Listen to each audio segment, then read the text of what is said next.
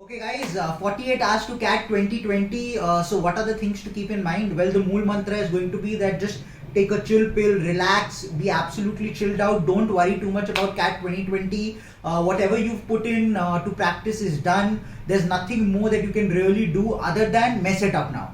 And how can you mess it up? By overthinking, by overdoing, by over practicing. This is almost like those situations, the 2003 World Cup where Sachin Tendulkar came out and stated that, in the entire World Cup, he did not practice on even one day. Yes, separate thing that he was slightly injured as well, but then not practicing actually led to results. Main reason being there is something called over practicing, and you need to kind of have confidence on everything that you've done till date. You've practiced a lot, you've put in about 6 months, 8 months, 12 months, depending on how much effort that you've gone ahead and time that you've gone ahead and put in. So don't worry too much about things.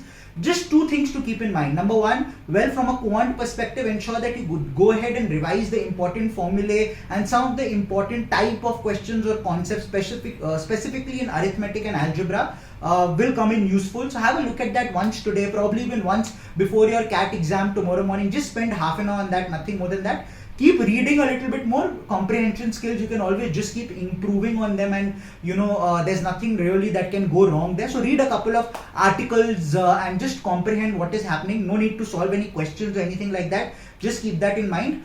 And most importantly, do keep in mind that during those 2 hours in CAT, keep constantly telling yourself, I am a stud.